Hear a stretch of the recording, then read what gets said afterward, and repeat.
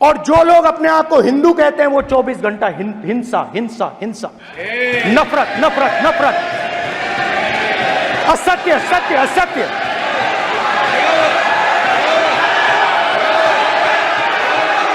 आप हिंदू हो ही नहीं, आप हिंदू हो ही नहीं। कि सनातन धर्म बीमारी की तरह इसको जड़ से मिटाना इनके नेताओं ने वहां पर कहा है, इनके नेताओं ने कहा है। शर्म आनी चाहिए, माफी मांगनी चाहिए देश से इनको। अगर ये मुझे चाहते मेरा भाषण उस दिशा में जाए तो मुझे करने में कोई आपत्ति नहीं, लेकिन ये शब्द जो इन्होंने कहे, सनातन धर्म को जो नीचा दिखाने का प्रयास किया, सनातन धर्म को आपने एड्स HIV के साथ जोड़ने का काम किया, इनके पार्टी के नेताओं ने जो कहा ये मंजूर नहीं है। अरे मुगल आए आकर चले गए, अंग्रेज आए आकर चले गए, सनातन था, सनातन है और सनातन रहेगा। आप हिंदू हो ही नहीं। ये विषय बहुत गंभीर है, पूरे हिंदू समाज को हिंसक कहना ये गंभीर विषय है। नहीं नहीं नहीं नहीं, नरेंद्र मोदी जी पूरा हिंदू समाज नहीं है, बीजेपी पूरा हिंदू समाज नहीं है, RSS पूरा हिंदू समाज नहीं है। आपके माध्यम से मैं प्रस्ताव रखना चाहता हूं कि राष्ट्रपति की सेवा में निम्नलिखित शब्दों में एक समावेदन प्रस्तुत किया जाए। एक सेकंड सर, मैं राजनाथ सिंह जी की बात से सहमत हूं। तो ऐसे करते हैं, प्रेसिडेंट एड्रेस के बाद एक दिन नीट की चर्चा के लिए दे देते हैं। आप नोटिस देना, मैं निर्णय करूंगा। राजनाथ सिंह जी का तो सुझाव हो सकता है, निर्णय मैं करूंगा या BSC करेगी। ओके, अनुराग ठाकुर जी।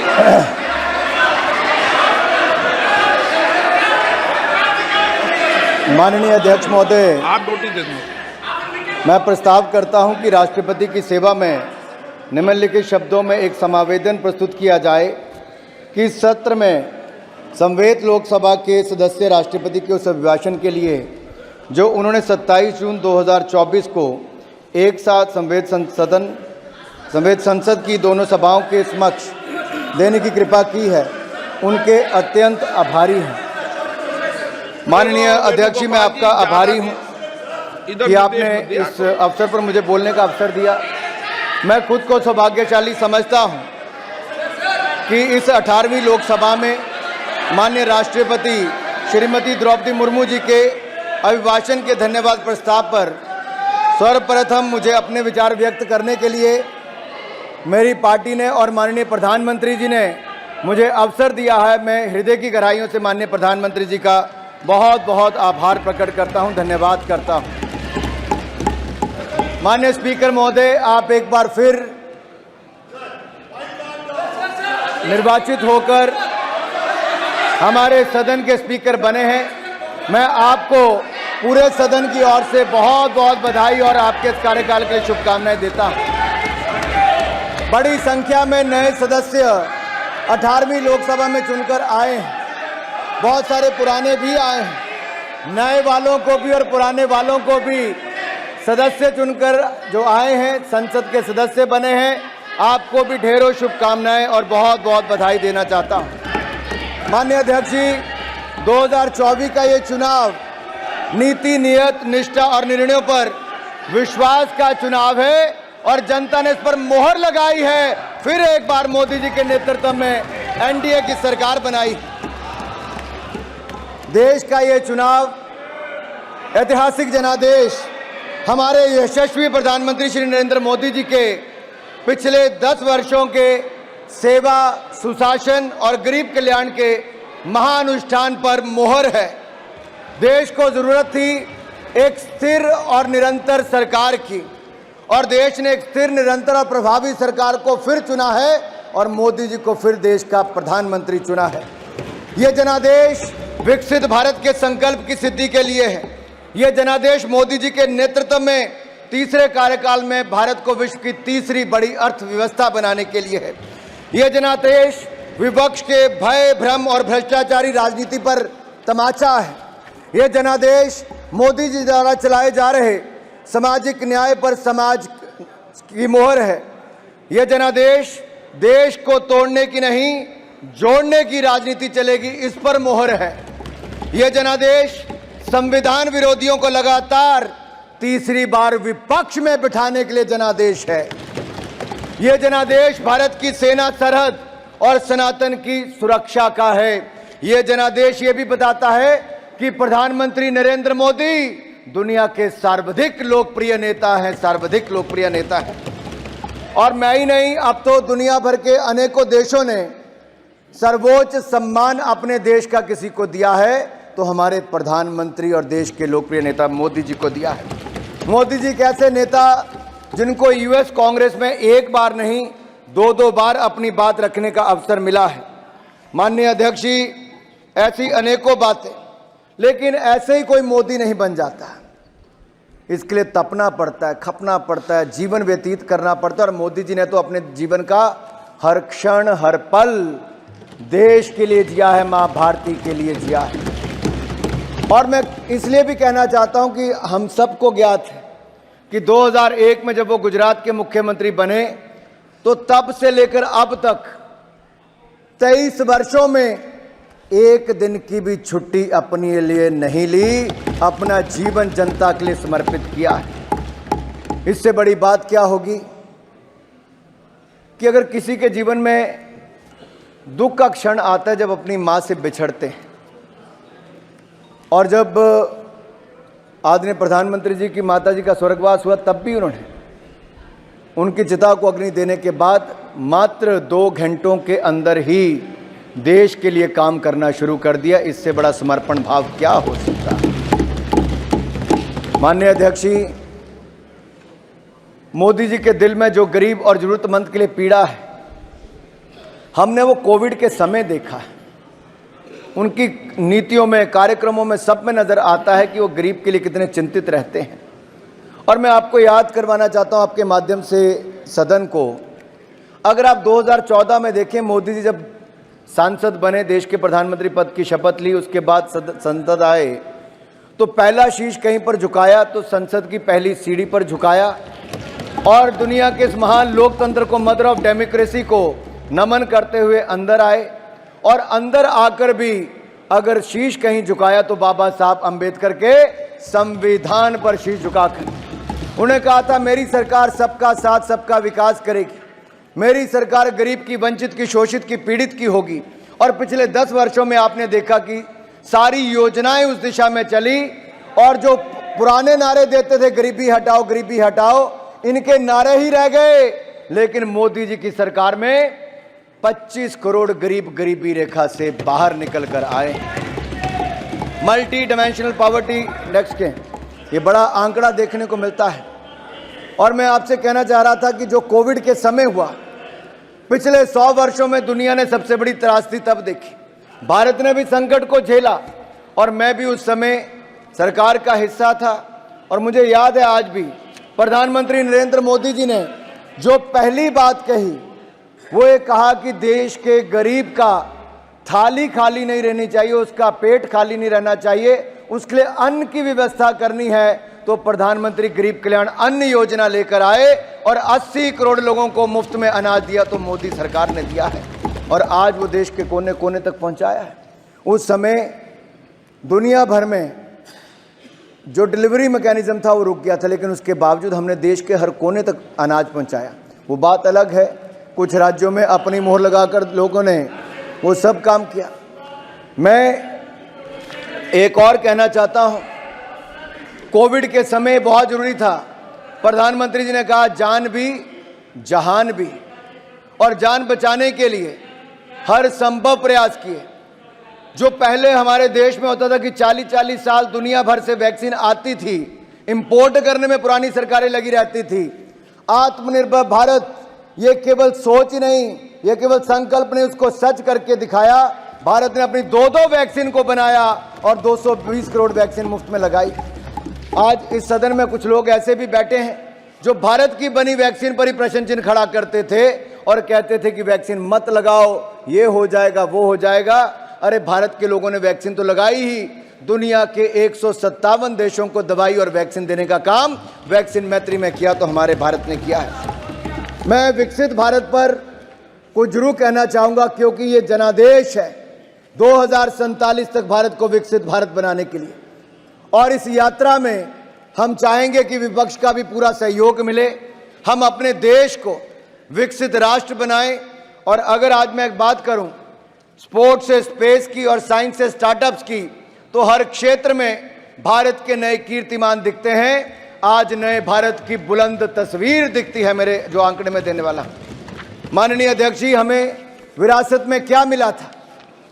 जब 2014 में हम आए तो India was among the fragile 5 economies of the world and today India is the 5th largest economy of the world. लड़खड़ाती चरमराती अर्थव्यवस्था आप छोड़कर गए थे, आज दुनिया की 5वीं बड़ी अर्थव्यवस्था भारत है, दुनिया की सबसे तेजी से बढ़ती अर्थव्यवस्था भारत है, और अगले 5 वर्षों के अंदर दुनिया की 3री बड़ी अर्थव्यवस्था मेरे भारत की होगी।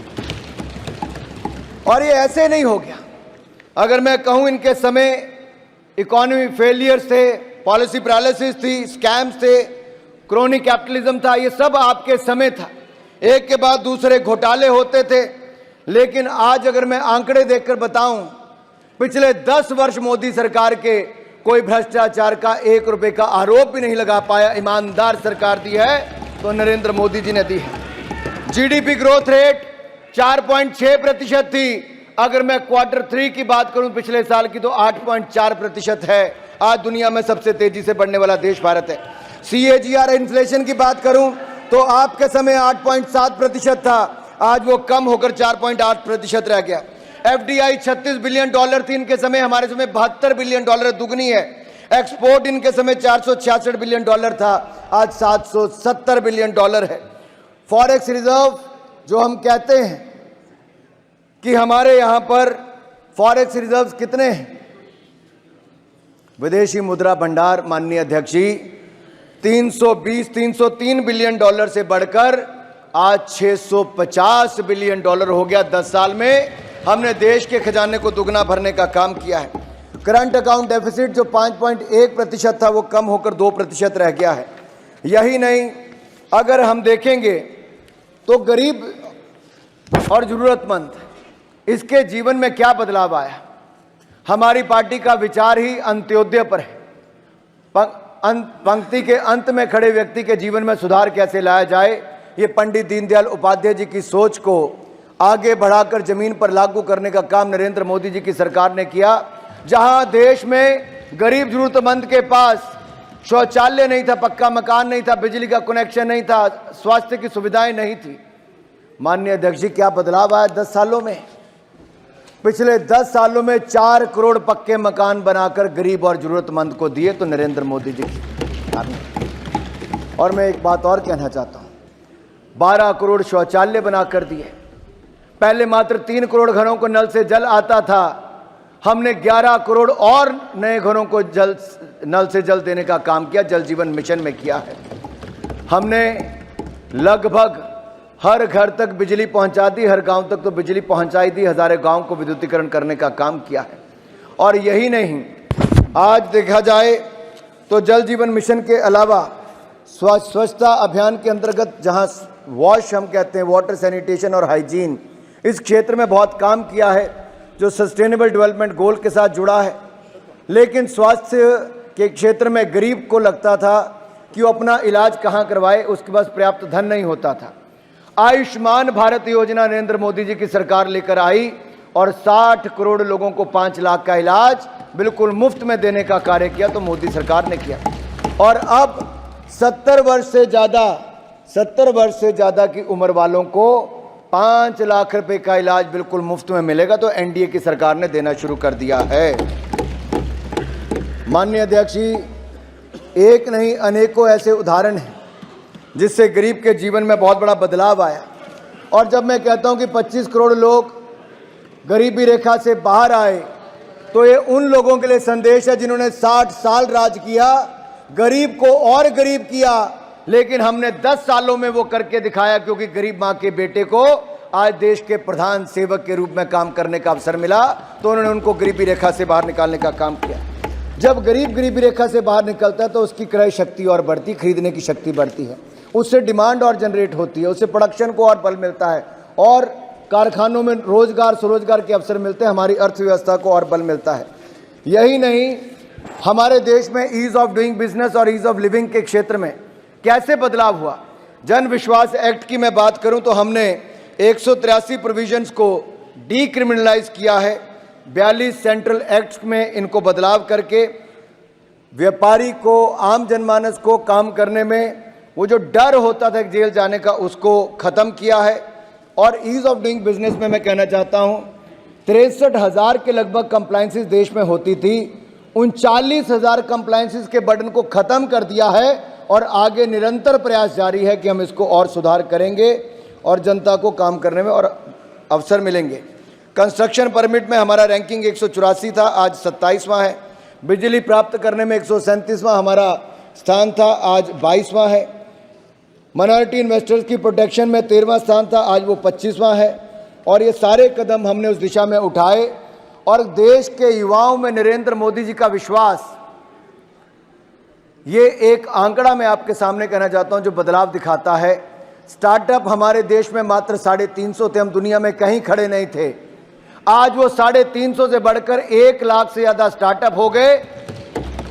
और माननीय सभापति जी, इसके साथ साथ हमारा भारत दुनिया का तीसरा बड़ा स्टार्टअप इकोसिस्टम बन गया, तीसरा बड़ा स्टार्टअप इकोसिस्टम। हमारे यहाँ पर मात्र 3 से 4 यूनिकॉर्न थी, आज लगभग 107 से ज़्यादा यूनिकॉर्न बनी है। एक यूनिकॉर्न का मतलब है 8,500 करोड़ से ज़्यादा उसकी वर्थ होना। आज स्पेस सेक्टर भी हमने खोल दिया है, 160 से ज़्यादा स्पेस सेक्टर में स्टार्टअप्स हैं। एग्रीकल्चर के क्षेत्र में 7,000 से ज़्यादा स्टार्टअप्स हैं। लेकिन इन सब के लिए पैसा कहाँ से मिलता है? बैंकिंग क्षेत्र तो पिछली सरकार ऐसा छोड़कर गई थी कि ऐसा लगता था देश के सारे बैंक बंद ही हो जाएंगे, चरमरा जाएंगे। 12 में से 11 की स्थिति तो घाटे वाली थी, अधिकतर पीसीए फ्रेमवर्क में थे। लेकिन हमारी 4R स्ट्रैटेजी ने देश में वो बदलाव किया, रिफॉर्म लाकर, रेजोल्यूशन, रिकवरी लाकर, रिकॉग्निशन, रिकैपिटलाइजेशन, इन चारों के वजह से आज क्या बदलाव हुआ है। आप कल्पना कीजिए, हमारे यहाँ पर जो 36,000 करोड़ का मुनाफा आता था पब्लिक सेक्टर बैंक का, आज बढ़कर 1,41,000 करोड़ हो गया, 1,41,000 करोड़। और जो नॉन परफॉर्मिंग एसेट्स NPA थे वो 15% से कम होकर मात्र 3% रह गए। अब ये और कम होने वाले, हमारे बैंक और मजबूत होने वाले हैं। बैंकों की मार्केट कैपिटलाइजेशन जो 4,50,000 करोड़ थी वो बढ़कर 17 लाख करोड़ हो गई, लगभग 4 गुना ज़्यादा हो गई। इनके समय फ़ोन बैंकिंग चलती थी, फ़ोन होता था, बैंक वाले पैसे दे देते थे और वो पैसा लेकर विदेश भाग जाते थे। हमने NDA में भी कमी लाए हैं, स्ट्रेस्ड एसेट में भी कमी लाए हैं। आज उसका प्रभाव माननीय सभापति जी ये फर्क पड़ता है। 2014 में एजुकेशन लोन पर इंटरेस्ट था 14.25%, जो कम होकर रह गया लगभग 9%। होम लोन मिलता था 10.15% इंटरेस्ट रेट पर, आज मिलता है 8.40% पर। ऑटो लोन था 10.95% पर, आज रह गया 8.75% पर। पर्सनल लोन था 14.25% इंटरेस्ट पर, आज है 11.5% पर। ये सारी चीज़ें तो हुई, लेकिन फॉर्मलाइजेशन ऑफ इंडियन इकोनॉमी किन आधार पर हुई है? इसके लिए डिजिटाइजेशन, इजी क्रेडिट और फॉर्मलाइजिंग एम्प्लॉयमेंट, इसका बहुत बड़ा रोल रहा। प्रधानमंत्री नरेंद्र मोदी जी के नेतृत्व में जनधन, आधार, मोबाइल, जैम ट्रिनिटी ने एक बड़ी भूमिका निभाई है। हर व्यक्ति के पास आधार है, बैंक खाता है, मोबाइल का कनेक्शन है और दुनिया का सबसे सस्ता इंटरनेट कनेक्शन और डेटा प्लान अगर कहीं है तो आज हमारे भारत में भी है। आज यही नहीं, जैम पोर्टल पर आज छोटे से छोटा व्यापारी भी अपना सामान बेच सकता है और मात्र 5-6 वर्षों में माननीय सभापति जी, जो कुछ हजार करोड़ से लेकर कई लाख करोड़ तक की खरीद आज जैम पोर्टल पर पूरी पारदर्शिता के साथ होती है, तो टेक्नोलॉजी के माध्यम से ये भी हुई। किसानों के लिए ई-नाम की सुविधा दी, फास्टैग हमने अपने जो टोल हैं उसके लिए बनाया। पहले 743 सेकंड लगते थे टोल पार करने के लिए, आज मात्र 43 सेकंड में ही आप पार कर जाते हैं। टेक्नोलॉजी का उपयोग यहाँ पर हुआ है। जहाँ तक मैं इजी क्रेडिट की बात करता हूँ तो मुद्रा योजना एक ऐसी है जहाँ लगभग 43 करोड़ मुद्रा लोन दिए गए और लगभग 34 लाख करोड़ रुपया देश के लोगों को मोदी जी की गारंटी पर मिला और उन लोगों ने अपने काम काज की शुरुआत की है। आपके समय तो बैंक खाता खोलना भी मुश्किल हो जाता था। 2 लोगों को साथ में लेकर जाना पड़ता था।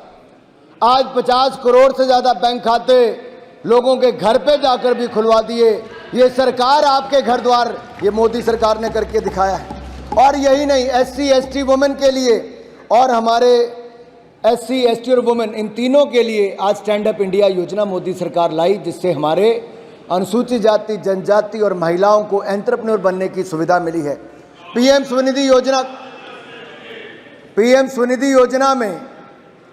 स्वनिधि योजना में लगभग 70 लाख स्ट्रीट वेंडर्स को, रेडी पटरी वालों को बगैर किसी गारंटी के अगर पैसा मिला और अपना व्यापार करने का अवसर मिला तो नरेंद्र मोदी जी की NDA की सरकार में मिला।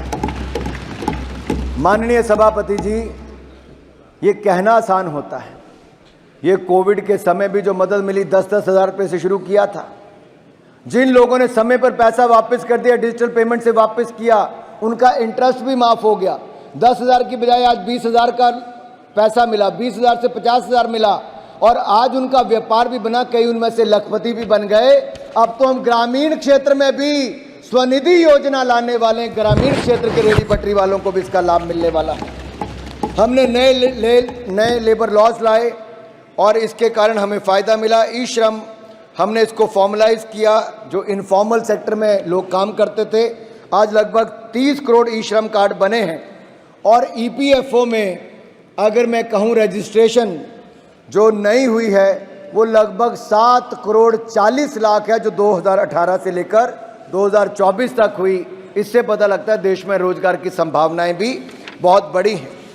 डिजिटल इंडिया, अगर मैं OTT प्लेटफॉर्म्स की बात करूं या फिर कोविन ऐप की बात करूं, आरोग्य सेतु ऐप की बात करूं, ई-नैम से लेकर हमारे जेम पोर्टल की बात करें या digital OPD services, digital courts की बात करें, आज हर क्षेत्र में डिजिटाइजेशन का बहुत बड़ा फर्क पड़ा है। एक पूर्व वित्त मंत्री हैं, उन्होंने बड़ा मजाक उड़ाया था। उन्होंने कहा था कि प्रधानमंत्री जी ये बताइए, गांव में किसको इंटरनेट की सुविधा मिलेगी? कहाँ कोई 7.5 रुपये में आलू या टमाटर खरीद पाएगा? कैसे पैसों का लेन देन हो पाएगा?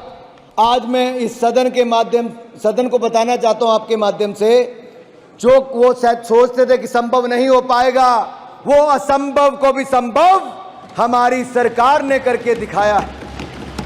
आज भीम UPI आज दुनिया भर में सबसे ज्यादा डिजिटल पेमेंट्स, आज दुनिया की 40% डिजिटल पेमेंट कहीं होती है तो हमारे भारत में होती है। रेडी वाला भी करता है, चाय वाला भी करता है, पटरी वाला भी करता है, बड़ा से लेकर बड़ा व्यापारी, छोटे से छोटा व्यापारी भी करता है। 100 बिलियन से ज्यादा ट्रांजैक्शंस होती हैं, 13 लाख करोड़ से ज्यादा का लेन देन होता है। मैं आपके माध्यम से माननीय सभापति जी ये कहना चाहता हूं, ये भारत को जहां रोकना चाहते थे वहां भारत रुकने वाला नहीं है।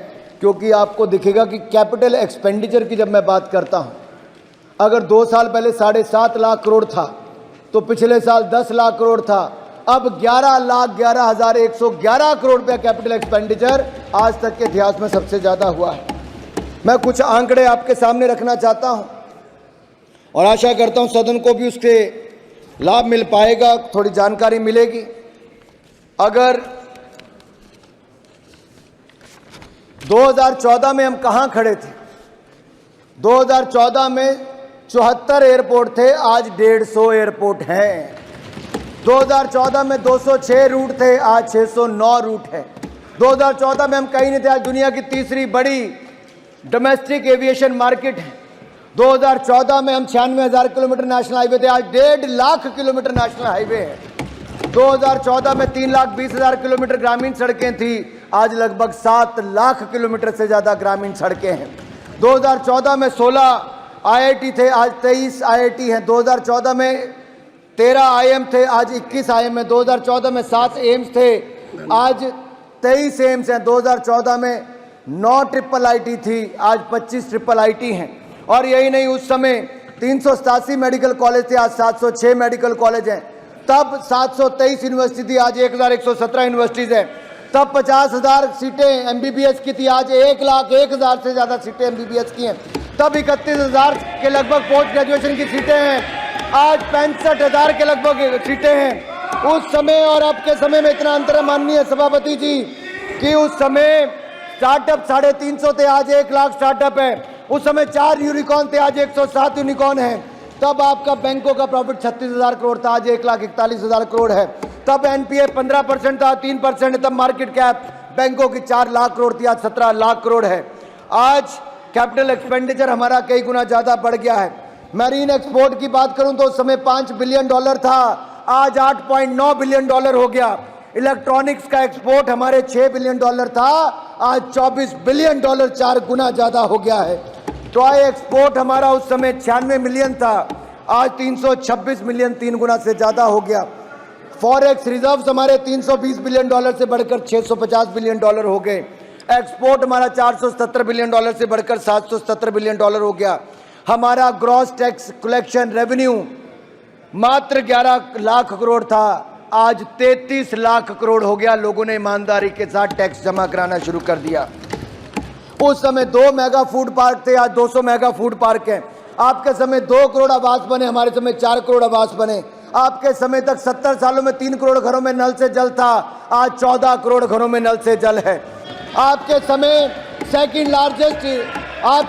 सेकंड लार्जेस्ट इंपोर्टर थे हम मोबाइल फोन के, आज हम सेकंड लार्जेस्ट मैन्युफैक्चरर बन गए हैं मोबाइल के।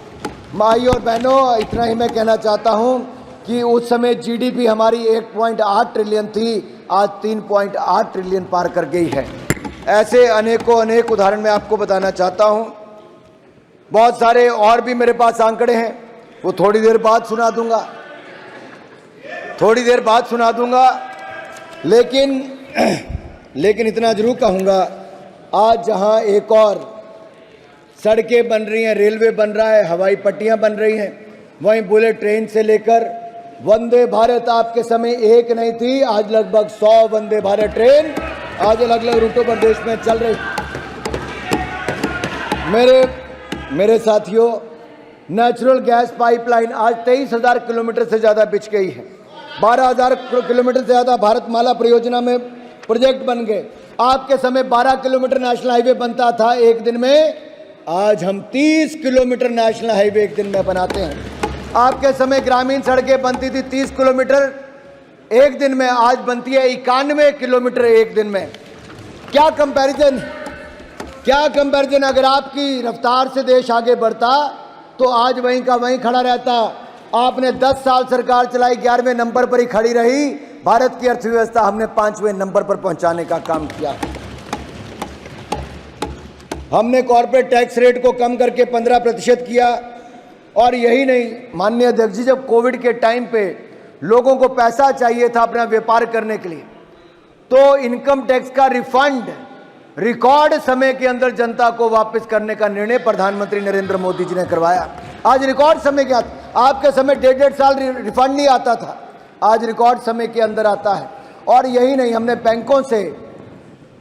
बैंकों से लगभग 4 लाख करोड़ रुपया emergency credit line guarantee scheme के माध्यम से दिया और 20% एडिशनल वर्किंग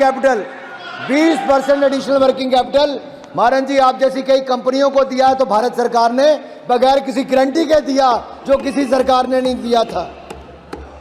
और यही नहीं, पीएलआई स्कीम की मैं बात करूं तो पीएलआई स्कीम में 8 लाख करोड़ रुपए के लगभग 8 लाख करोड़ के इंक्रीमेंटल सेल्स देखने को मिलती है।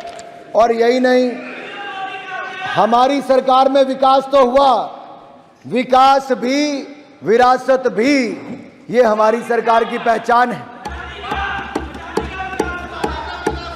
एक मिनट माननीय सदस्यगण, आप बैठे बैठे कमेंट्स नहीं कह रहे, और सीनियर लीडर महाराज जी की तो आदत पड़ गई बैठे बैठे कमेंट्स करने की।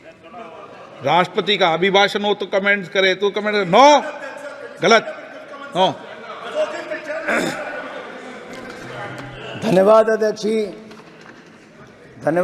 जी, क्योंकि मैंने विकास भी और विरासत की बात भी की, तो दयानिधि मारन जी का चिल्लाना तो सही था, क्योंकि इनके नेता वहां पर बैठ कर कहते हैं कि सनातन धर्म बीमारी की तरह, इसको जड़ से मिटाना है। इनके नेताओं ने वहां पर कहा है, इनके नेताओं ने कहा है। शर्म आनी चाहिए, माफी मांगनी चाहिए देश से। अगर ये मुझे चाहते मेरा भाषण उस दिशा में जाए तो मुझे करने में कोई आपत्ति नहीं है। लेकिन ये शब्द जो इन्होंने कहे, सनातन धर्म को जो नीचा दिखाने का प्रयास किया, सनातन धर्म को आपने एड्स HIV के साथ जोड़ने का काम किया, इनके पार्टी के नेताओं ने जो कहा ये मंजूर नहीं है। अरे मुगल आए आकर चले गए, अंग्रेज आए आकर चले गए, सनातन था, सनातन है और सनातन रहेगा।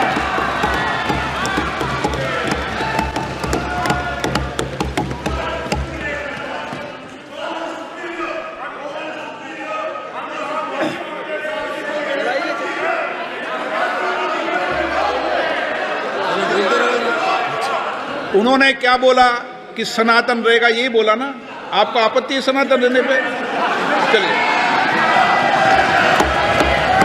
अध्यक्ष जी, हम सबके जीवन में जो 500 साल तक हमारी पूर्व की पीढ़ियों के जीवन में भी जो समय नहीं आया, हम सौभाग्यशाली, हम कोविड से भी बच गए और जो 500 साल में किसी को अवसर नहीं मिला, वो हमारी आंखों के सामने भव्य और दिव्य राम मंदिर का निर्माण भी हुआ।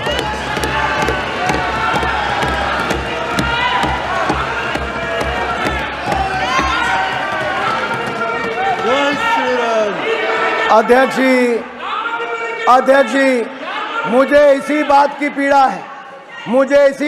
पीड़ा है, ये सनातन धर्म को कुचलने की बात करते हैं, जड़ से मिटाने की बात करते हैं, और राम मंदिर के प्रसारण पर रोक भी किसी सरकार ने लगाई, तो किस सरकार ने लगाई?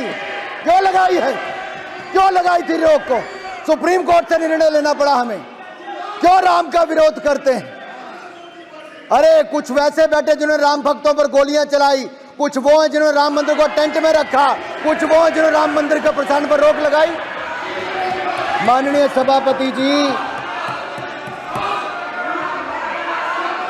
और जब मैं बात करता हूं विकास भी, विरासत की भी, तो हम यही नहीं, सोमनाथ धाम बनाया, काशी विश्वनाथ धाम बनाया, दिव्य और भव्य केदारनाथ धाम बनाया, महाकाल लोक धाम बनाया और दिव्य और भव्य राम मंदिर भी बनाया है।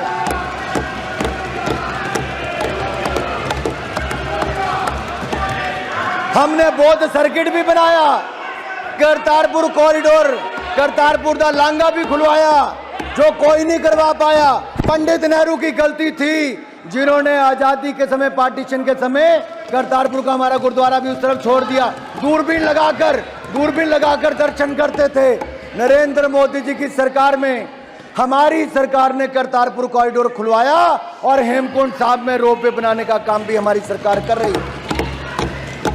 माननीय अध्यक्ष जी, 550वां प्रकाशोत्सव गुरु नानक देव जी का मनाया, 400वां प्रकाशोत्सव गुरु तेग बहादुर जी का, 350वां गुरु गोविंद सिंह जी का हमारी सरकार ने मनाया है।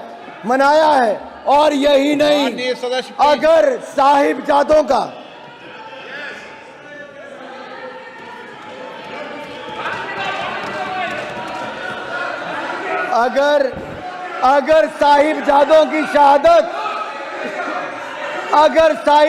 की शहादत पर भी अगर पूरे देश ने वीर बाल दिवस के रूप में मनाया, तो ये भी प्रधानमंत्री नरेंद्र मोदी जी की सोच। अरे आपके समय तो ब्लू स्टार ऑपरेशन हुआ था, हरमंदिर साहब में क्या क्या हुआ, और 84 के दंगे देश भूला नहीं है। सिखों का कत्लेआम ये कांग्रेस की सरकार के समय ही हुआ था।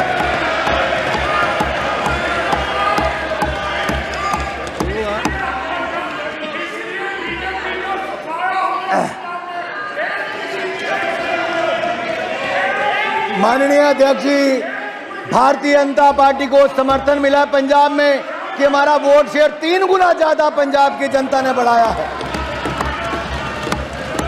लेकिन मैं इन लोगों से ज्यादा अपेक्षा रखता भी नहीं।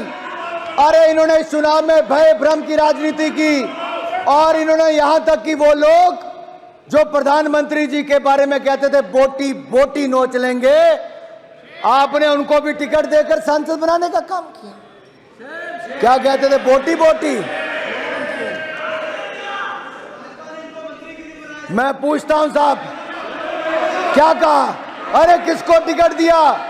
टुकड़े टुकड़े की सोच वाले, टुकड़े टुकड़े गैंग वालों को कांग्रेस में शामिल किया और उनको फिर टिकट देने का काम भी किया। अरे जो अफजल गुरु की फांसी माफ कराने की बात करते हैं उनको दिया, जो भारत का नामो निशान मिटाने की बात करते हैं उनको कांग्रेस ने टिकट क्यों दिया? मेरा सवाल ये खड़ा होता है।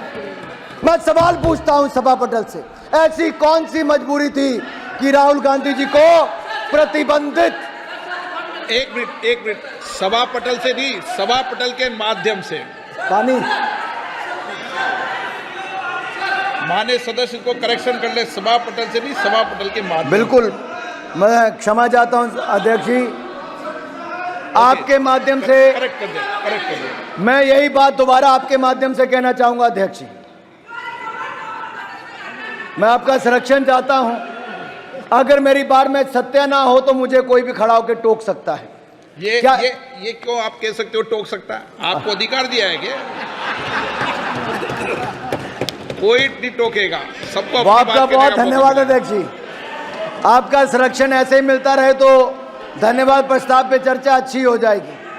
अध्यक्ष जी, सवाल ये खड़ा होता है कि जिस सदन में हम बैठे हैं, घटना पुराने सदन की है, क्या देश का कोई भी व्यक्ति संसद पर हमला होना देखना चाहेगा? क्या आप में से कोई चाहेगा? तो जो उस हमले में शामिल थे, क्या उनको कड़ी से कड़ी सजा मिलनी चाहिए थी कि नहीं मिलनी चाहिए थी?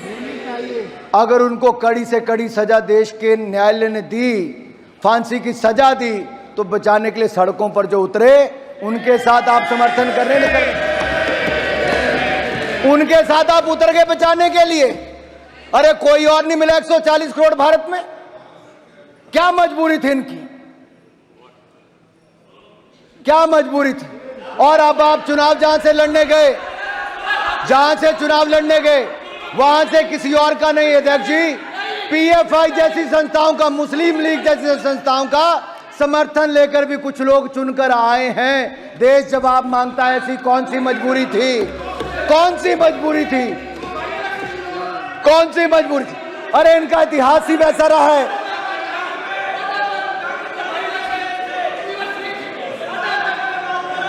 माननीय अध्यक्ष जी, बहुत सारी बातें चुनाव के समय और जो माननीय उल्लेख राष्ट्रपति महोदय ने भी जिस ओर किया, संविधान की ओर, मैं वहां पर भी आऊंगा, लेकिन उससे पहले थोड़ा कुछ और कहना चाहता हूं।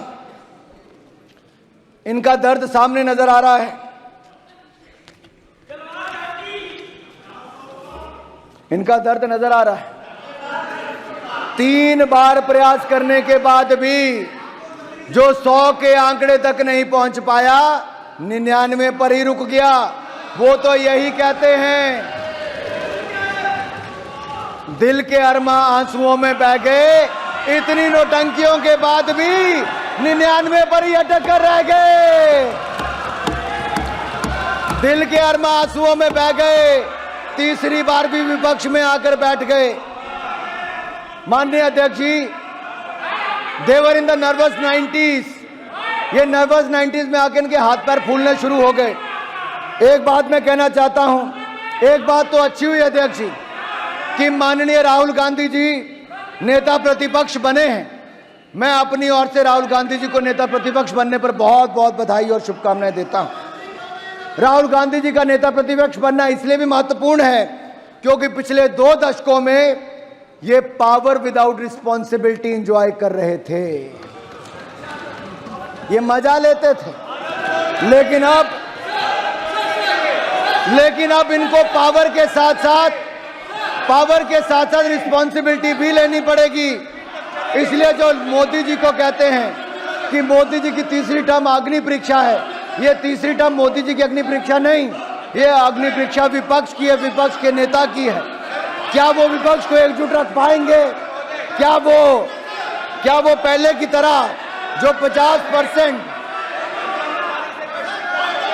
माननीय अध्यक्ष जी, जिनको लोकसभा बंक करने की आदत थी, 50% से कम हाजिरी थी, क्या वो सारा दिन लोकसभा में बैठ पाएंगे? अच्छा नहीं है, ओह आज भी नहीं अध्यक्ष जी, क्या वो लोकसभा में बैठ पाएंगे? देर शाम तक बैठना पड़ेगा, जैसा माननीय प्रधानमंत्री जी इस पार्लियामेंट हाउस में रहते हैं अब आपको अनुपस्थित जमींदारी नहीं चलेगी। Absentee landlordism want work, absentee landlordism want work. अध्यक्ष जी, माननीय अध्यक्ष जी,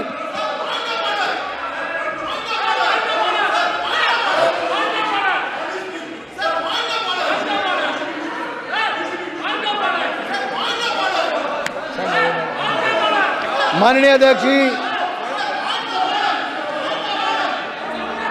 अध्यक्ष जी, कुछ लोगों की बार बार, माननीय अध्यक्ष जी, एक और देश ने देखा है कि कैसे हमारे वैज्ञानिकों की मेहनत के कारण जो दुनिया का कोई देश नहीं कर पाया, वो चंद्रयान मिशन की सफलता ने करके दिखाया है। चंद्रमा के दक्षिण ध्रुव पर तिरंगे का मान सम्मान बढ़ाने वाला देश हमारा भारत दुनिया का पहला देश बना है, पहला देश बना।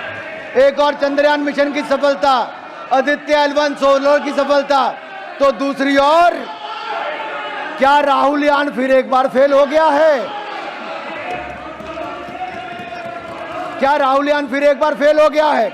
कांग्रेस और इनका इकोसिस्टम कुतर्कों के सहारे राहुल यान को सफल करने की बात करता है। मैं पूछता हूं अध्यक्ष जी, ये 4 जून से दिखाने में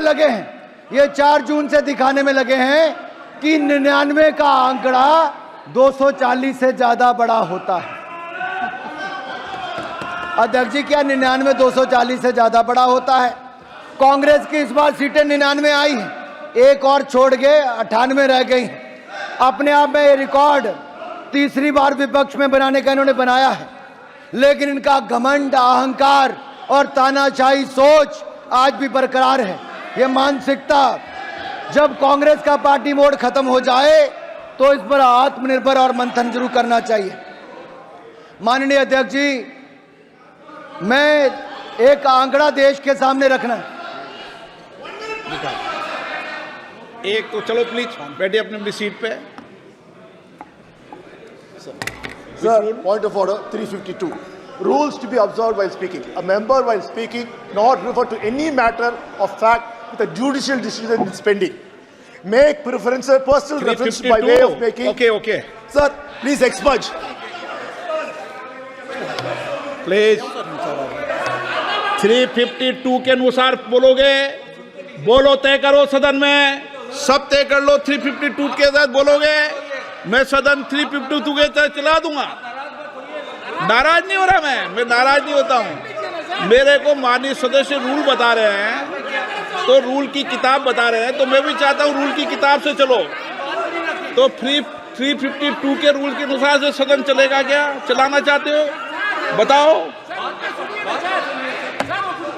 माननीय Sir, I raised a point of judicial.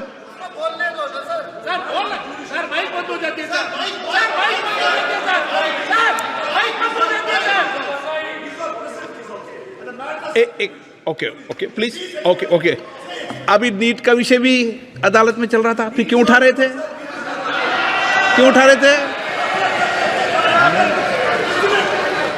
No, गलत।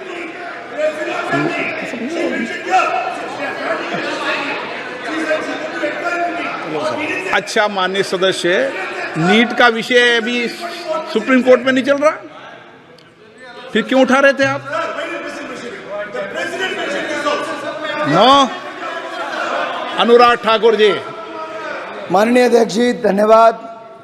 माननीय अध्यक्ष जी, मैं कह रहा था कि ये प्रयास कर रहे थे कि 99 सीटें ही 240 से ज़्यादा होती हैं। अभी इनका आंकड़ा, इनको मुबारक।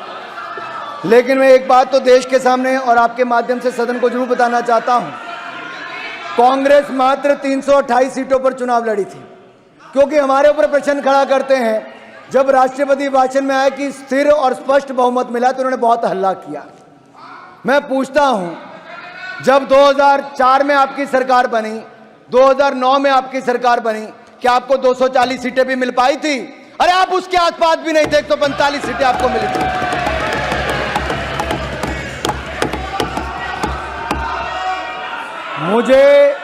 मुझे जितना मजबूर करोगे, कांग्रेस की उतनी परतें खुलती जाएंगी। कांग्रेस, अब माननीय अध्यक्ष जी, ये लड़े ही मात्र 60% सीटों पर थी। ये देश की सबसे पुराना राजनीतिक दल मात्र 60 सीटों पर चुनाव लड़ा, 60% सीटों पर, 328 सीटों पर, और उनमें से भी 70% सीटों पर कांग्रेस हार गई। जनता ने इनको नकार दिया है। 328 सीटों में से 229 सीटों पर कांग्रेस की हार हुई है। जनता ने आपको नकार दिया है। एक तो लड़ाई 60% सीटों पर, उसके बाद 70% सीटों पर हार गए। और यही नहीं सर, जब कोई पार्टी अपना स्टैंडर्ड इतना लो सेट कर लेती है और बिलो एवरेज परफॉर्मेंस आती है तो उसको वो भी ओवरवेलमिंग लगता है। लेकिन मैं अपने कांग्रेस के मित्रों से कहना चाहता हूं, आप कुछ भी पालो पर गलत फहमी मत पालो।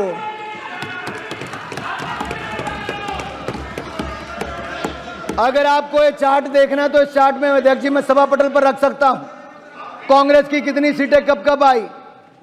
ये चार्ट बहुत कुछ दिखाता है माननीय अध्यक्ष जी।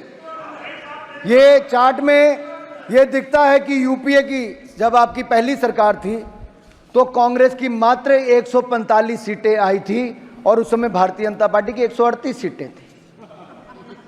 7 सीटों का फर्क था।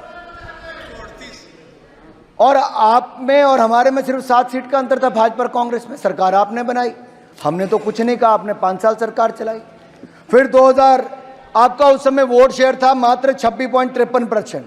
2009 में यूपीए की सरकार फिर आई, आपकी 206 सीटें आई। लेकिन आपके लिए वो स्थिर सरकार थी, आपके लिए वो कांग्रेस की सरकार थी, स्थिर सरकार थी। लेकिन नरेंद्र मोदी जी के नेतृत्व में भारतीय जनता पार्टी 282 सीटें जीतकर 2014 में 1984 के बाद पूर्ण बहुमत की सरकार किसी ने बनाई तो हमने भारतीय जनता पार्टी एनडीए की सरकार बनी। और 2019 में 303 सीटें केवल भारतीय जनता पार्टी ने जीती और हमारा वोट शेयर भी पहले से ज्यादा बढ़ा। और मैं कहना चाहता हूं माननीय अध्यक्ष जी, 31% vote share Bharatiya Janata party का 2014 में था और 37.36% वोट शेयर हमारा 2019 में था और कांग्रेस का वोट शेयर मात्र 19.39% था, मात्र 19.39%। और इस बार भी हमारा वोट शेयर 36.56% है और 240 सीटें जीतकर और गठबंधन को पूर्ण बहुमत और स्पष्ट बहुमत मिला है।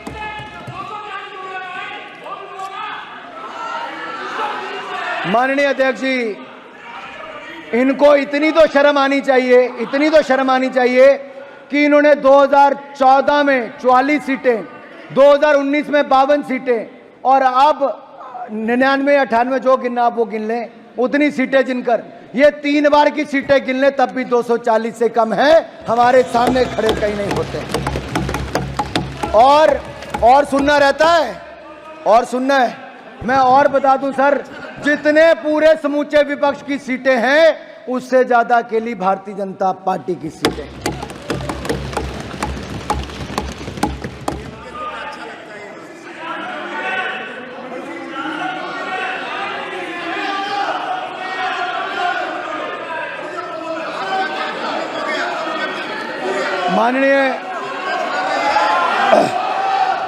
माननीय अध्यक्ष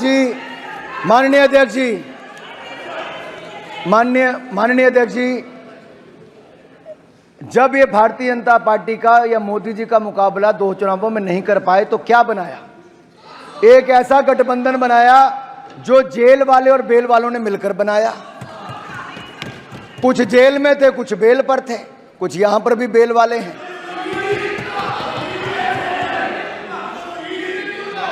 माननीय अध्यक्ष जी, इतना ही नहीं, इनकी पूर्व की सरकारों में जहां कितने ही घोटाले हुए, 2G घोटाला, कॉमनवेल्थ खेल घोटाला, कोयला घोटाला, अंतरिक्ष घोटाला, देवास घोटाला, सबमरीन घोटाला, घोटाले पे घोटाला हुआ, अगस्ता वेस्टलैंड घोटाला हो, नेशनल हेरल्ड घोटाला हो, कोई घोटालों की कमी नहीं छोड़ी।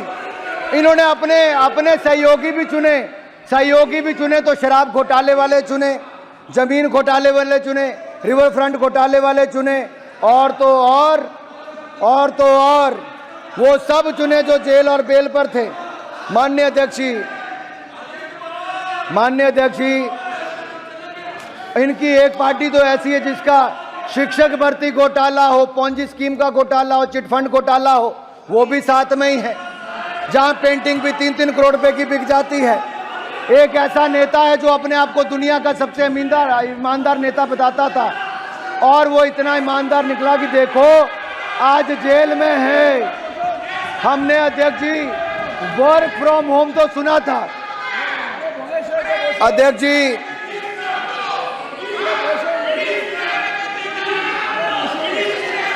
माननीय अध्यक्ष जी, हमने वर्क फ्रॉम होम तो सुना था, वर्क फ्रॉम जेल देखने का अवसर भी इन लोगों ने दिया कि जेल से सरकार कैसे चलती। अपने आप को सबसे ईमानदार बताने वाला आज कट्टर बेईमान कोई है तो आज जेल में है। और जो जेल से निकल कर आए थे, जैसे टिफिन ब्रेक, लंच ब्रेक लेके चुनाव प्रचार करने, वो बैक टू पवेलियन नहीं, बैक टू तिहाड़ चले गए, बैक टू तिहाड़ चले गए। और खैर, इनके गठबंधन की दुर्गति देखकर मुझे एक गीत याद आता है, सोचता हूं कि वो कितने मासूम थे, क्या से क्या हो गया देखते देखते। वो जो कहते थे गठबंधन करेंगे ना कभी, बच्चों की कसम भी खा गए भूलकर देखते देखते। गठबंधन भी किया तो किसने, एक राज्य में किया, दूसरे राज्य में नहीं किया। आज दिल्ली की जहां पर मैं खड़ा हूं वहीं की हालत देख लीजिए, चोर चोर मुसेरा भाई, सब ने मिलकर गठबंधन की गुहार लगाई, लेकिन दिल्ली की जनता ने खाता भी नहीं खुलने दिया, सातों की सातों सीटों पर कमल का फूल खिलाने का काम किया है।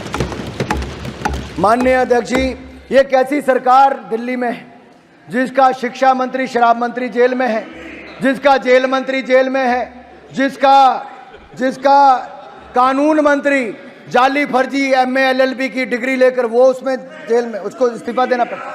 और यही नहीं, आपका नहीं, दिल्ली का, आपकी मैं बाद में बात करूंगा, अभी आपकी बात बाद में करूंगा।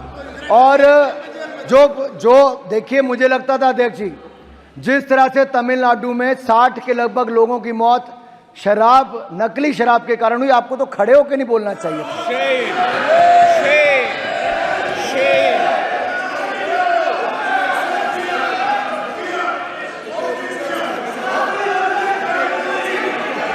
अध्यक्ष जी, जो खड़े हैं मैं समझ सकता हूं, जो बार बार खड़े हो रहे हैं, वो 2G घोटाले के समय किस किस पर आरोप लगा, मैं नहीं चाहता कि उनका नाम मैं यहां पर लूं।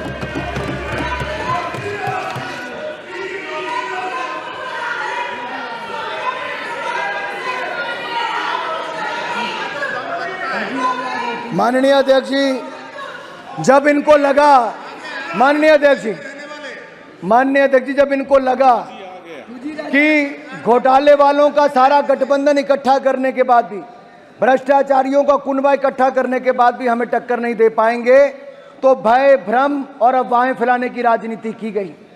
क्या क्या इस चुनाव में नहीं हुआ? और जिस और इशारा राष्ट्रपति जी के अभिभाषण में आता था, चाहे टेक्नोलॉजी का दुरुपयोग हो, चाहे वाले फैलाने की बात हो, ये आज नहीं, ये बार बार इनके प्रयास हैं। और विदेशी ताकतों का हाथ भी इस चुनाव में देखा गया कि किस तरह से हकराया गया। ये EVM पर भी आरोप लगाते गए, और बाकी बूथ कैप्चरिंग की तो मैं बात उस पर आऊंगा, सब पे अभी। माननीय अध्यक्ष जी, दुख इस बात का है कि इनके कुछ नेताओं ने हम हिंदुस्तान के लोगों पर नस्ल भेदी टिप्पणियां की हैं। जहरीले बोल, सैम पिट्रोडा जो किसी के अंकल, फ्रेंड, फिलोसोफर, गाइड है, और सर सैम पिट्रोडा का ये बयान, मैं पूछना चाहता हूं राहुल गांधी जी से, क्या सैम पिट्रोडा का ये बयान और कांग्रेस की सोच एक है? अगर ऐसा नहीं तो कौन सी मजबूरी है कि अंकल सैम को पार्टी में लेना वापिस जरूरी है? मैं केवल कांग्रेस से ही नहीं, मैं राहुल गांधी जी नेता प्रतिपक्ष से जिम्मेदारी लेनी पड़ेगी, राहुल गांधी जी को जिम्मेदारी लेनी पड़ेगी। क्या वो सैम पिट्रोडा के बयान से सहमत हैं कि नहीं सहमत है? क्या नस्लभेदी टिप्पणी ये भारत के लोगों को स्वीकार नहीं? मैं पूछता हूं, आप दक्षिण के भारत, उत्तर भारत, पश्चिम भारत, पूर्व भारत के लोगों को नस्लभेदी टिप्पणी करते हो, हमें स्वीकार नहीं, ये भारत के लोगों का अपमान है, हम कभी स्वीकार नहीं करेंगे। मैं पूछना चाहता हूं विपक्ष के नेताओं से, चाहे अखिलेश जी हैं, मारन जी हैं, राजा जी हैं, सुप्रिया जी हैं, बाकी सब हैं, सुदीप दा, बाकी सब लोग हैं, क्या आप सैम पिट्रोडा के बयान से और कांग्रेस की सोच से सहमत हैं? और मैं दूसरा पूछना चाहता हूं कि यहीं सर यहीं नहीं रुके, इनके साथी वो भी चुनकर आए जिन्होंने इस पवित्र स्थल पर जय फिलिस्तीन का नारा लगाया है। ये जय फिलिस्तीन का नारा मंजूर नहीं है। क्या यही दिन देखना था अध्यक्ष जी? अरे जो मां भारती के लिए ना बोल सकें, जो मां भारत माता की जय करने में जिनके मुंह में दही जम जाता हो, होंठ सिल जाते हो, वो जय फिलिस्तीन के नारे लगाएंगे? क्या हम उस दिशा में बढ़ रहे हैं? कभी ये लोग जय पाकिस्तान, जय चीन भी बोलेंगे? ये दुर्भाग्य है अध्यक्ष जी, ये दिन। और मैं एक और कहना चाहता हूं, संविधान को बार बार हाथ में लहरा कर क्या करना चाहते हैं? अगर नेता प्रतिपक्ष अपने आप को संविधान के रक्षक कहते हैं, तो मैं चुनौती देता हूं कि वो सदन में आए और आश्वासन दें कि इमरजेंसी जैसी गलती कांग्रेस वापस कभी नहीं करेगी। आपको देश को कहना पड़ेगा। और मैं कहता हूं कि इमरजेंसी पर जब प्रस्ताव आया, तो क्या उस प्रस्ताव पर आप सहमत हैं और इसको शामिल होंगे, उनका समर्थन करेंगे? और यही नहीं, माफी भी आपको देश से मांगनी चाहिए। सभापति जी, संविधान is being tossed around like the world secularism was, devaluating and demeaning it, that too by a party who has forever been acting against the ethos of both the words। इन्होंने पहले कभी धर्मनिरपेक्ष शब्द का और कभी संविधान का दुरुपयोग ही किया है, और भी अपने लिए किया है। सच्चाई यह है कि जिन्होंने देश को संविधान दिया, वो बाबा साहब अंबेडकर को अपमानित, प्रताड़ित, पीड़ित और पॉलिटिक्स से बाहर करने का काम किया, तो आप लोगों ने ही किया था। अरे गौरव जी, दर्द होगा आपको, गौरव जी, दर्द होगा कांग्रेस को, क्योंकि आप लोगों ने ही बाबा साहब अंबेडकर के खिलाफ जो रचा वो देश जानता है, इतिहास गवाह है। दूसरी ओर प्रधानमंत्री नरेंद्र मोदी जी ने जब शपथ ली, तो उसके बाद संविधान के आगे माथा टेका, तब भी और इस बार भी संविधान को नमन किया और संविधान के अनुसार देश चलाने की बात की। और मैं एक बात और कहना चाहता हूं, बाबा साहब अंबेडकर के नाम पर पंच तीर्थ किसी ने बनाया, तो भारतीय जनता पार्टी एनडीए की सरकार ने बनाया। बाबा साहब अंबेडकर की जन्मस्थली, शिक्षा स्थली, चैत्य भूमि और शिक्षा भूमि, महापरिनिर्वाण भूमि, पांचों स्थानों पर नागपुर, मऊ, मुंबई, दिल्ली और लंदन में जमीनें लेकर वहां पर म्यूजियम, स्मारक और वहां पर उसको मान सम्मान देने का काम किया। पंचतीर्थ बनाया तो नरेंद्र मोदी की सरकार ने बनाया। मैं आप सबसे एक और पूछना चाहता हूं, कितने पन्ने होते हैं कॉन्स्टिट्यूशन में? कितने? ऐसा मोटा करके मत बताओ, पेज कितने होते हैं? हाँ, रोज लेके घूमते थे, कभी खोल के पढ़ो तो सही। अरे पढ़ते हो नहीं, लहराते फिरते हो। निकालो जेब से देखो, अरे निकालो जेब से देखो, नकल ही मार लो। बताओ कितने पन्ने होते हैं? अरे बड़ा संविधान करते थे।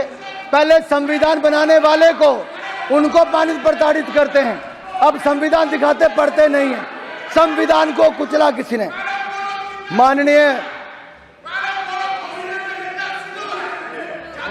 माननीय सभापति जी, अगर संविधान को तार किसी ने किया था, संविधान को कुचलने का किसी ने काम किया था, तो वो भी आपने इमरजेंसी लगाकर किया था। देश आपको माफ नहीं करेगा। अरे 251 पन्ने होते हैं भाई साहब संविधान में, खोल के देख लो जरा। और माननीय सभापति जी, एक कहावत है, दादा आपको क्यों दर्द हो रही है? इमरजेंसी उन्होंने लगाई थी, आप ऐसे ही अपने उड़ता तीर ले रहे हो। बाद में मैं सभापति जी, मैं कांग्रेस की बात कर रहा हूं, ये तृणमूल कांग्रेस बीच में आ गई है।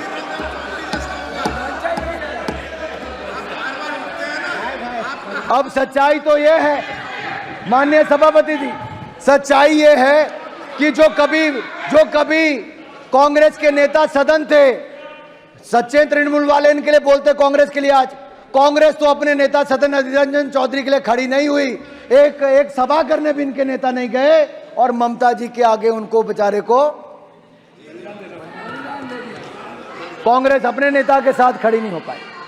ऐसी कौन सी मजबूरी थी कि कांग्रेस को बंगाल में घुटने टेकने जरूरी था? और बैठिए तमिलनाडु में है, बैठिए। मारन जी को दर्द हो रहा है। मैं कांग्रेस के बारे में इतना ही कहूंगा, ये तो संविधान की बात आपके मुंह से वो लगती है कि 100 चूहे खाकर बिल्ली हज को चली। और कांग्रेसीकरण करने की बात करूं, जैसा ये हर योजना का करते हैं, अगर इसको मैं कांग्रेसीकरण करके कहूं कि 100 संशोधन करके कांग्रेस संविधान बचाने को चली। अरे माननीय सभापति जी, जिस पार्टी की बुनियाद ही संविधान की हत्या से, रिश्ते खून से बनी हो, वह पार्टी आज संविधान बचाने की बात करे तो गले नहीं उतरती है। यह तो वही बात हो गई कि अपने घर में नकली फूल रखने वाले बगीचों का शौक होने की बात कर रहे हैं आप पर, ये बिल्कुल। और मैं याद करवाना चाहता हूं, आपके माध्यम से सदन को बताना चाहता हूं, केंद्र में कांग्रेस की सरकारों ने आज तक धारा 356 का कितना दुरुपयोग किया है, और इसको दुरुपयोग करते हुए इन्होंने 93 बार 93 टाइम्स राज्यों में विपक्ष की चुनी हुई सरकारों को बर्खास्त करने का काम किया, तो कांग्रेस ने किया। अरे इनका अहंकार और तानाशाही इतनी थी कि Indira is India and India is Indira, इस तरह के नारे लगाते थे। इंदिरा गांधी जिन्होंने देश पर आपातकाल थोपा था, उन्होंने भी संविधान पर 50 बार 356 का दुरुपयोग करके सरकारों को बर्खास्त किया था। इंडी गठबंधन की कैसी विडंबना है कि इस गठबंधन में शामिल वामपंथी दल, जिनकी पहली बार अगर सरकार को किसी ने बर्खास्त किया तो उस समय की सरकार ने किया था, कांग्रेस की सरकार ने, और कम्युनिस्ट पार्टी आज उनका समर्थन करने की बात करती है। और डीएमके जो इस गठबंधन के हिस्सा हैं, आपकी सरकार को भी उस समय बर्खास्त किया तो कांग्रेस ने किया था, और इंदिरा जी ने तो इसका 12 बार से ज्यादा दुरुपयोग किया। और यही नहीं, और ये तो कांग्रेस तो इसकी मूल भावना के साथ खिलवाड़ करती रही। मैं आपको कहना चाहता हूं, नेहरू जी ने तो संविधान की आत्मा को ही खत्म कर दिया था। देश की संविधान बनने के 15 महीने के अंदर ही संविधान पर सबसे पहला प्रहार नेहरू जी ने किया था। आर्टिकल 19 जो इस देश के नागरिकों को विचार और अभिव्यक्ति की, अरे सुनना पड़ेगा भाई, क्यों? अगर माननीय अध्यक्ष जी सच नहीं है तो खड़ा होकर बोले कि नेहरू जी ने नहीं किया। अरे देश की संविधान की आत्मा को खत्म करने का काम किया तो नेहरू जी ने किया था, मैं डंके की चोट पर कहता हूं। और ये आर्टिकल 19 को इस देश के नागरिकों को विचार और अभिव्यक्ति की स्वतंत्रता का अधिकार देता है। इन्होंने उस आर्टिकल को ही अंकुश लगाने का प्रयास किया। यह मामला था ऑर्गेनाइजर और क्रॉस रोड पत्रिकाओं पर नेहरू जी की आलोचना हुई। लिखा सिर्फ इतना था कि पाकिस्तान में पीड़ित हिंदुओं की आवाज उठाई थी। तो पाकिस्तान में पीड़ित हिंदुओं की आवाज उठाने का दर्द, नेहरू जी को तो और धन्यवाद करना चाहिए था ऑर्गेनाइजर का, लेकिन उन्होंने उसके खिलाफ कड़ी कार्रवाई करने का काम किया और पहला संशोधन उन्होंने जून के महीने में, इसी महीने में लाए। और इंदिरा जी ने भी इमरजेंसी के निंदा प्रस्ताव, इंदिरा जी के समय वो पंडित नेहरू जी से और आगे निकल गई। 1975 में तो संविधान की हत्या ही कर दी। इमरजेंसी देश ने देखी, वो काला अध्याय देश भूलेगा नहीं। 21 महीनों के आपातकाल में 5 संविधान संशोधन हुए। अपने हिसाब से मिनी संविधान तैयार करने का, अध्यक्ष जी 5 मिनट में खत्म कर रहा हूं, संविधान तैयार करने का काम, मिनी संविधान तैयार करने का काम कांग्रेस ने किया। 42वें संशोधन में 40 अनुच्छेदों को ही बदल दिया गया। और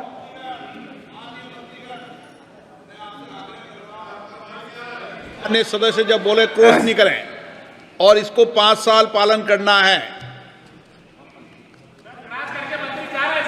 सर एक नहीं अनेक ऐसे संशोधन किए गए। उच्च न्यायालय से छीना पीएम पर नियुक्ति के व्यक्ति के चुनाव की जांच का अधिकार, न्यायपालिका से आपात की न्याय समीक्षा का अधिकार छीन लिया गया था। अनुच्छेद 368 के तहत 40 अनुच्छेदों में को बदल दिया गया था। 42वें संशोधन को तो मिनी संविधान कहा गया। ये किसी और ने नहीं, ये कांग्रेस ने संविधान के साथ खिलवाड़ किया था, जिसके लिए आपको देश से माफी मांगनी चाहिए। और यही नहीं, अगर हमारे समय मात्र 8 संविधान में संशोधन हुए, और मैं कहना चाहता हूं, मैं आपको ये कहना चाहता हूं, अधिकतर नेता जनसंघ के जेल गए थे संविधान को बचाने के लिए और इमरजेंसी के खिलाफ हमारे नेताओं ने आवाज उठाई थी। और माननीय अध्यक्ष जी, माननीय स्टालिन जी जो तमिलनाडु के मुख्यमंत्री हैं, वो भी उस समय जेल में थे। आज तो सपा वाले कांग्रेस के साथ बैठ गए, मुलायम जी भी उस समय जेल में थे।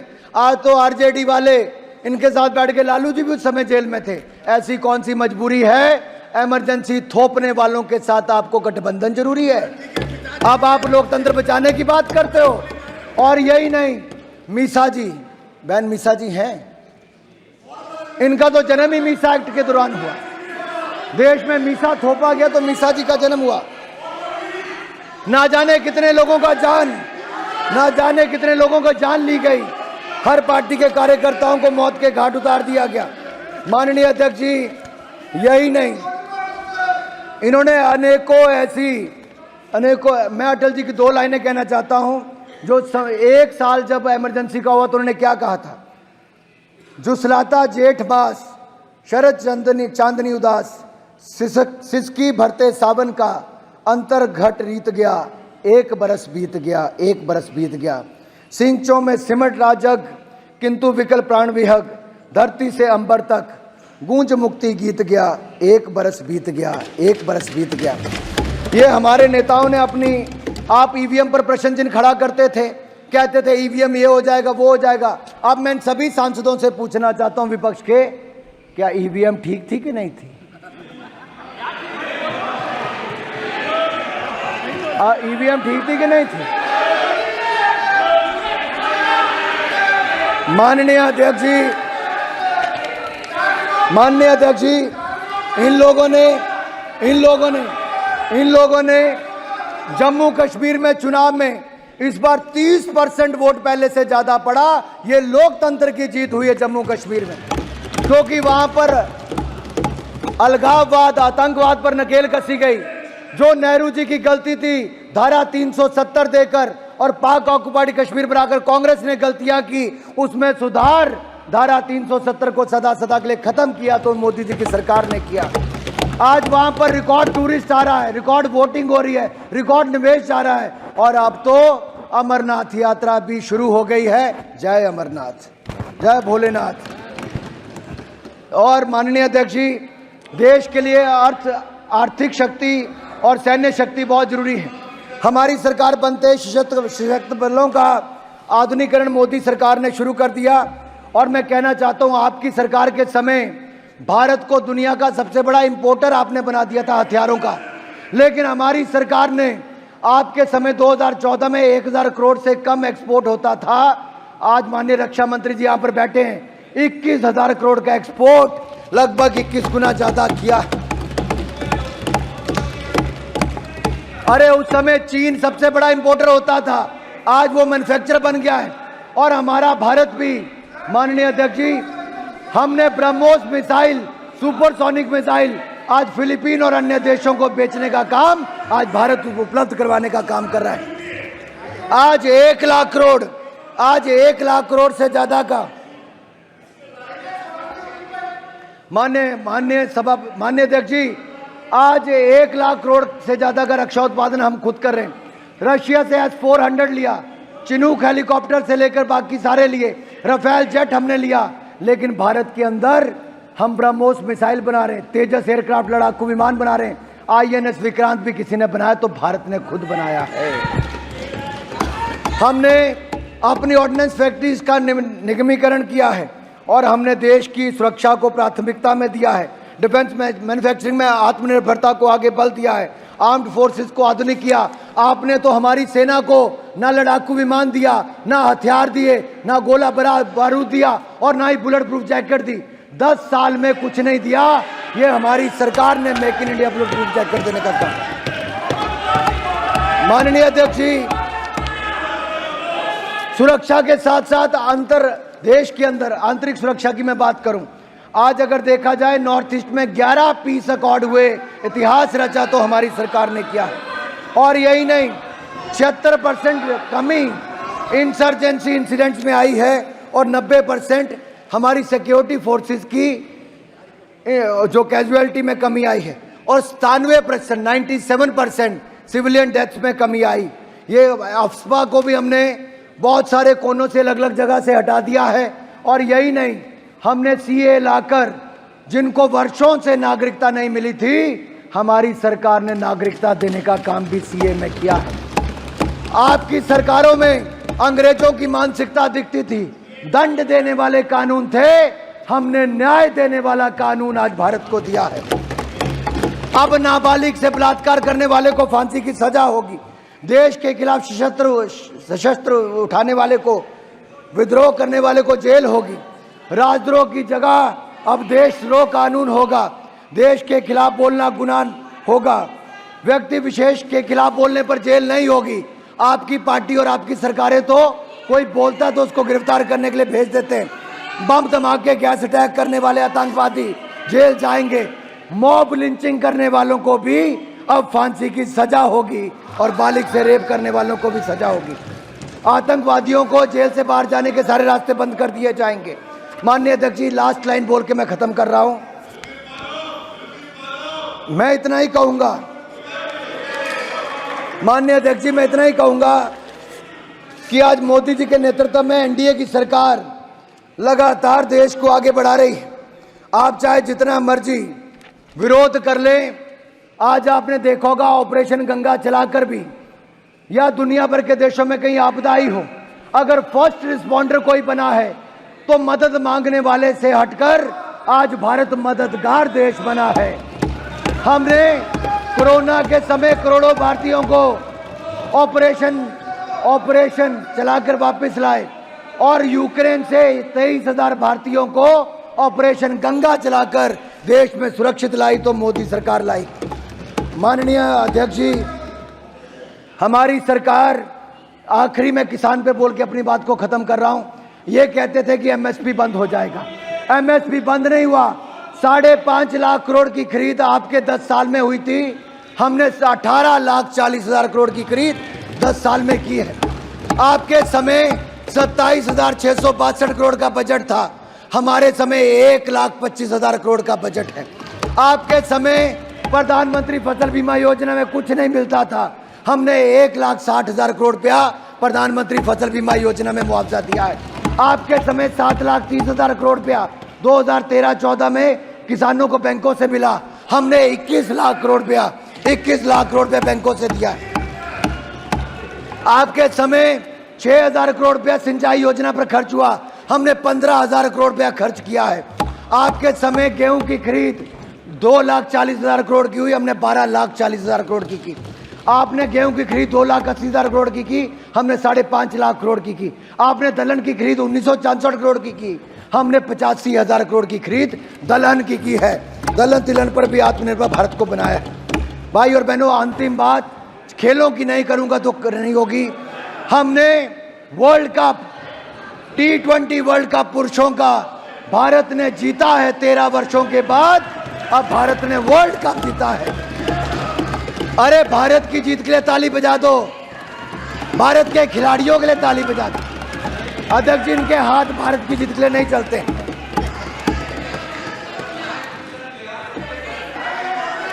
ये तब भी सवाल खड़ा करते, अध्यक्ष जी अब हमारा देश ओलंपिक 2036 में आयोजन करने की तैयारी कर रहा है, हम उस दिशा में आगे बढ़ रहे हैं। ओलंपिक में भारत ने 7 मेडल जीते, जो आज के सबसे ज्यादा है। कॉमनवेल्थ गेम में 61 मेडल जीते, और यही नहीं, भारत ने एक के बाद दूसरे में मेडल जीतने का कीर्तिमान स्थापित किया। हमने ट्राइबल के लिए रिकॉर्ड 700 से ज्यादा एकलव्य स्कूल खोलने का काम किया।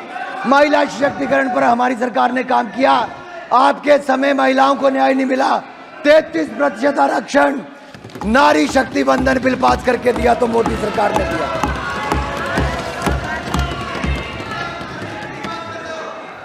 मैं इनके पे इतना ही कहूंगा, दामन है दागदार फिर भी इठलाकर चलते हो, जमानत पे है परिवार फिर भी सिर उठाकर चलते हो, बूझो कौन। अध्यक्ष जी, इनका रिश्ता झूठ से कुछ ये गहराता चला गया। जब भी इनका मुंह खुला अफवाह फैलाता चला गया। ये अफवाह फैलाते रहे और हम दुनिया को अपनी उपलब्धियां बताते गए और देश की जनता ने मोदी जी के ईमानदार दमदार नेतृत्व पर मोहर लगाई है, फिर एनडीए सरकार बनाई है। मैं आपके इस माध्यम से सदन को विश्वास दिलाना चाहता हूं कि जिस तरह की परफॉर्मेंस पहले 2 टर्म्स में एनडीए सरकार की रही मोदी जी के नेतृत्व में, इस बार उससे आगे बढ़कर हमारी परफॉर्मेंस रहेगी। ये विकास का रथ रुकेगा नहीं। हम दुनिया की तीसरी बड़ी अर्थव्यवस्था बने। हम दुनिया की तीसरी बड़ी अर्थव्यवस्था बनेंगे। हम दुनिया की तीसरी बड़ी अर्थव्यवस्था बनेंगे। और अंतिम लाइन कहकर मैं यही कहूंगा, थोड़ा मुस्कुराइए विपक्ष वालों, थोड़ा मुस्कुराइए। आप नए भारत में हैं और ये नए भारत की बुलंद तस्वीर मैंने थोड़ी आपके सामने रखने का प्रयास किया है। राष्ट्रपति जी के अभिभाषण पर, जहां मैं एक और उनका धन्यवाद करता हूं, समर्थन करता हूं, और आप सबने मेरी बात सुनी, मुझे अवसर दिया, पार्टी की तरफ से पहला रखने का अवसर दिया। मैं अध्यक्ष जी आपको एक बार फिर चुनने पर बधाई, आप सबको चुनने पर बधाई, और आप सबके माध्यम से मोदी जी को बधाई देता हूं और यही कहूंगा, ले चलिए भारत को बुलंदियों की ओर, बनाइए विकसित भारत। हम आपके साथ हैं, आप भी आइए, जुड़िए, आप भी आइए। भाई अध्यक्ष जी मैंने तो हाथ जोड़ दिए, अध्यक्ष जी मैंने तो हाथ जोड़ दिए। ये विकसित भारत की यात्रा में विपक्ष भी जुड़ जाए। ये मेरी तेरी लड़ाई नहीं, ये मेरे भारत की लड़ाई है। इकट्ठे मिलकर लड़ेंगे। इसमें मेरा तेरा नहीं, इसमें बांटने वाला कुछ नहीं, विचारधारा का कुछ नहीं। ये मेरे देश के लिए है। हम अपने देश को अगले 25 सालों में विकसित भारत बनाएंगे, विकसित भारत बनाएंगे, विकसित भारत बनाएंगे। बहुत बहुत